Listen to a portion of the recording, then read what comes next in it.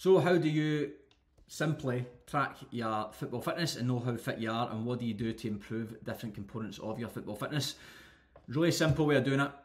There's more advanced ways, there's lots of different ways, but for most players who just want a quick and easy method, especially players who are playing amateur football, or if you're maybe 16 to 20 years old and you just want to have a quick idea of how do you know if I'm fit enough from an aerobic standpoint, then you can look at how your heart functions, you can look at your maximal aerobic speed, and you can look at your overall aerobic power and aerobic fitness, which we'll talk about in just a second. So these are the three sort of little pieces of the puzzle. You can measure these in different ways. I'm just going to show you a way you can do it with a stopwatch or a smartwatch and a heart rate monitor. If you've got one, if not, smartwatch will do it. And if you don't have one, you can still just use your pulse to get your heart rate. Excuse me. Now, rather than editing that, I'm just going to crack on and show you each section of this. Now, if you're watching this thinking, yeah, well, what about yo-yo test? What about beep test? What about 30-15 test? What about all this and this and this and this? There's lots of different ways of doing things. This is just the foundational stuff, and it's a simple way. Different players will require different tests, different levels of players, different levels of fitness.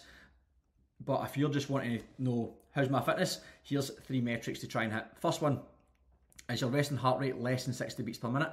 You would look at it over 7 days. So if you've got a smartwatch, it will tell you in the morning when you wake up what your resting heart rate is. Track that over 7 days. Some smartwatches will actually just tell you, so it's easy for you to know.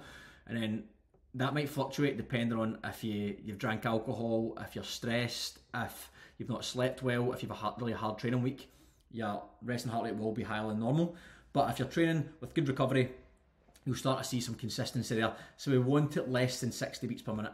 So if it's more than 60 beats per minute, if I just go over here, you'll see that if it's above, we want you doing 4 sessions per week at 30 to 60 minutes of aerobic work in the 120 to 150 zone. If that's on a bike, then you take it to 110 to 135, just because the bike's just your legs and it would take a lot more hard work to get your heart rate up to 150 on a bike. So you take a bit off it. And then if the way of doing things, if you're thinking, well, how do I do it? You can run, you can do elliptical, you can do bike, rower, swim, you can do a strength circuit using like a 15 to 20 rep range with weights that are lighter or body weight. You can do single leg work, you can do loads of stuff here. You can even mix and match it. You could do run for 10 minutes, bike for 10 minutes, elliptical for 10 minutes on one session, and then just week to week, just progress it.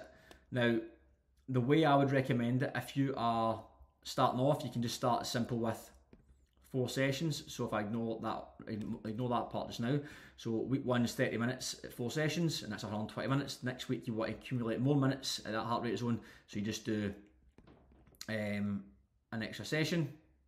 That's incorrect. So 3 sessions, and then the next session we do 4 sessions.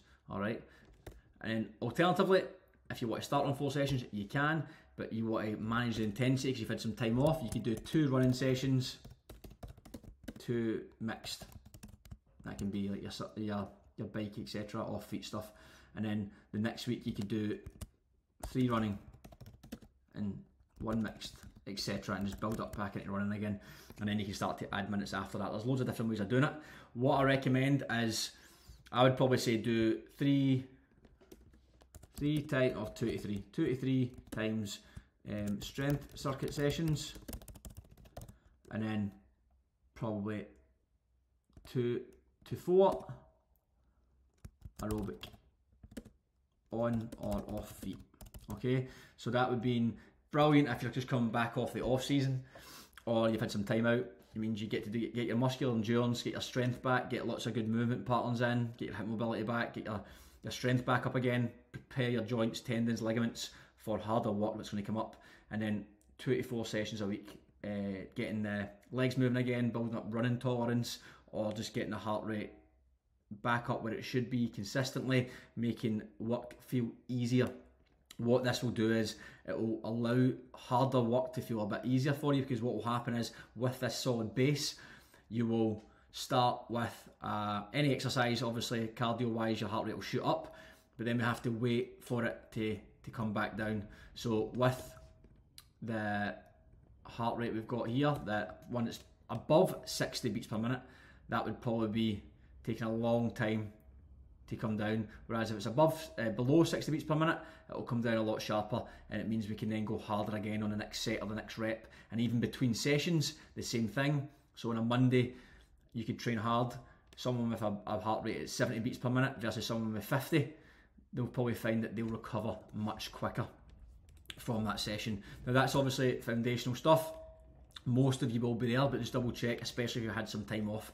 The next thing is looking at the maximum aerobic speed. So maximum aerobic speed is just a simple measurement and a useful measurement that you can use, and a lot of clubs you'll use to individualise running distance for players.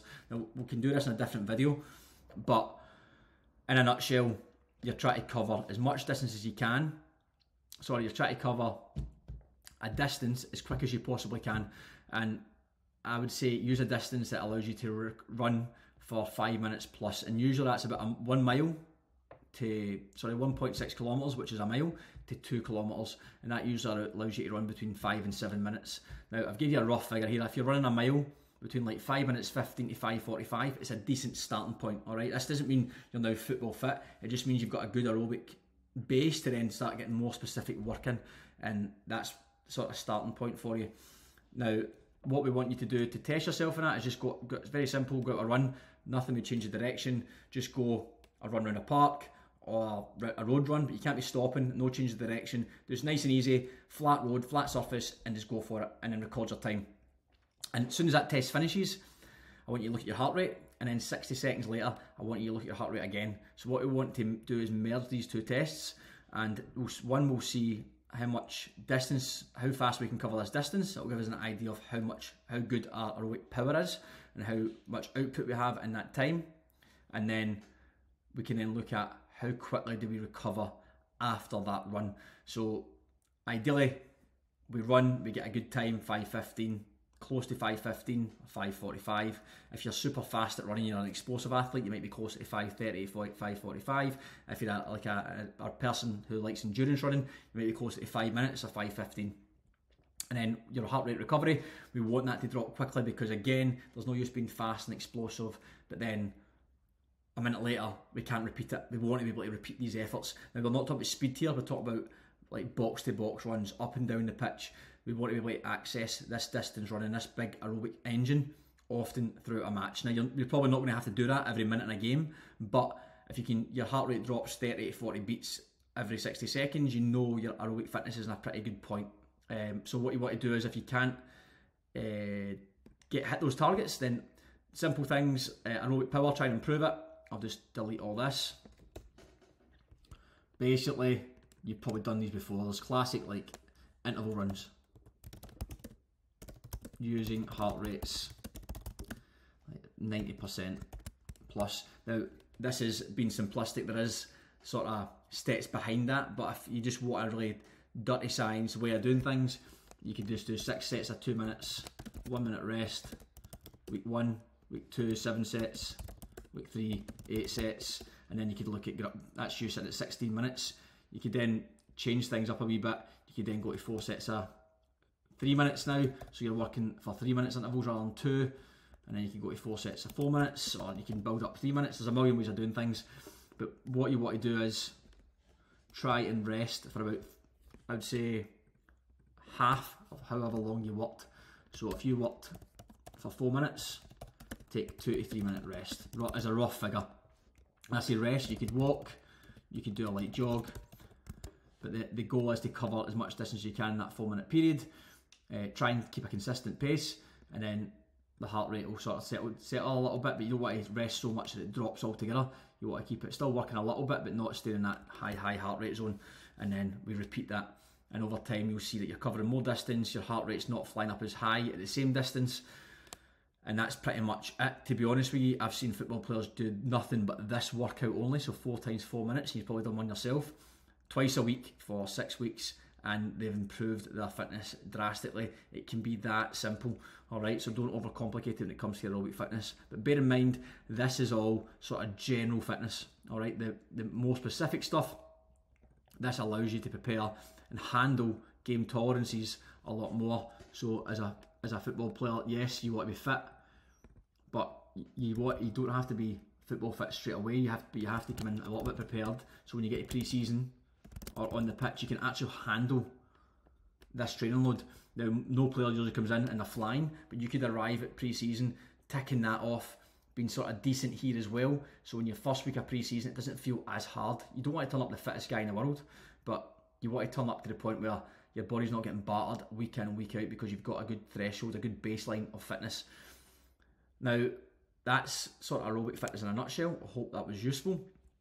This, again, is a foundation. It's the basics. There's loads of different ways of doing things, but ultimately make sure, first three steps, is make sure your resting heart rate's below 60.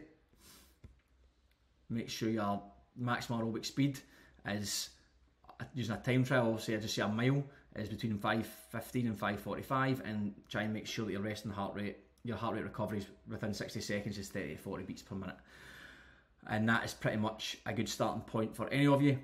And do not try and skip ahead. Don't try and ignore this stuff. It might seem simple, might seem easy, but I promise you, this is the stuff that's going to set a good solid base for general fitness for you to then kick off and make the specific stuff a lot easier for you, so you can go hard, you can go intense and get real football fitness.